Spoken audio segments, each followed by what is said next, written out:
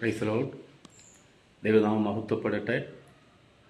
ഇന്നത്തെ ചിന്തയ്ക്ക് വേണ്ടിയിട്ട് പരിശുദ്ധാത്മാവ് എനിക്ക് തന്ന ഒരു വേദഭാഗം യോഹന്നാന്റെ സുവിശേഷം 12-ാം അധ്യായം അതിൻ്റെ 29-ാമത്തെ വാക്യം.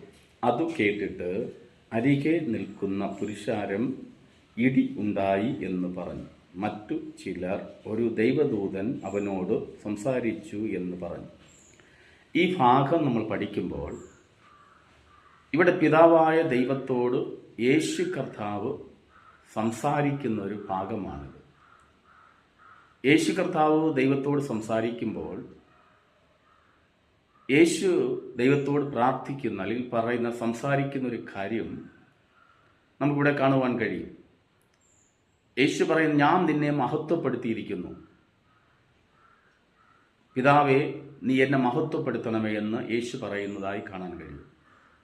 അപ്പോൾ സ്വർഗത്തിൽ നിന്നൊരു ശബ്ദം വെളിപ്പെടും, ഞാൻ നിന്നെ മഹത്വപ്പെടുത്തിയിരിക്കുന്നു. ആ ശബ്ദം യേശുവിനോട് ദൈവം സംസാരിച്ചതാണ്. യേശു നമുക്കറിയാം, പരസ്യ ശുശ്രൂഷകൾ ചെയ്തു നടന്ന കാലഘട്ടത്തിൽ യേശു കർത്താവ് പിതാവായ ദൈവം എന്താണോ തന്നെ കൊണ്ട് ചെയ്യിപ്പിക്കാൻ ആഗ്രഹിച്ചത് ആ കാര്യങ്ങളാണ് ചെയ്യാൻ യേശു ശ്രമിച്ചത്. അവൻ ദൈവപുത്രൻ എന്നുള്ള ആ വെളിപ്പാട് വെളിപ്പെടുത്താതെ യേശു കർത്താവ് അവിടെയൊക്കെ ചെയ്തുകൊണ്ടിരുന്നത് തന്നെ അയച്ച പിതാവിനെ വെളിപ്പെടുത്തുക എന്നുള്ളതാണ്. ആ ലക്ഷ്യമാണ് തൻ്റെ മുമ്പിലുണ്ടായിരുന്നത്. ഇവിടെ യേശു ദൈവത്തോട് പറയുമ്പോൾ ദൈവം തന്നെ മഹത്വപ്പെടുത്തിയിരിക്കുന്നു എന്നൊരു ശബ്ദം അവിടെ കേൾപ്പിച്ചു. യേശുവിനോട് പറയുക, ഞാൻ നിന്നെ മഹത്വപ്പെടുത്തിയിരിക്കുന്നു, ഇനിയും മഹത്വപ്പെടുത്തും. പക്ഷേ ഈ ശബ്ദമായിട്ട് അതിനകത്തുണ്ടായ പുരുഷാരത്തിന് തോന്നി. ഒരു വലിയൊരു പുരുഷാരം, വലിയൊരു കൂട്ടം ജനം അവിടെ ഉണ്ടായിരുന്നു.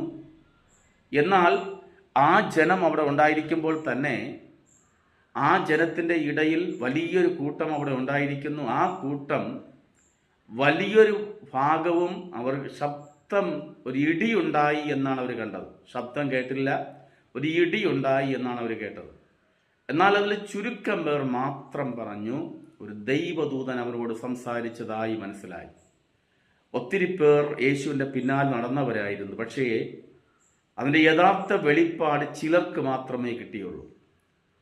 ആ യഥാർത്ഥ വെളിപ്പാട് കിട്ടുക എന്നത് വലിയൊരു കാര്യമാണ്. ചുരുക്കം പേർക്ക് കിട്ടിയ വെളിപ്പാട്, ആ യഥാർത്ഥ വെളിപ്പാടിനകത്തോട്ട് കയറി ചെല്ലുക എന്നത് വലിയൊരു കാര്യം തന്നെയാണ് പ്രിയരെ.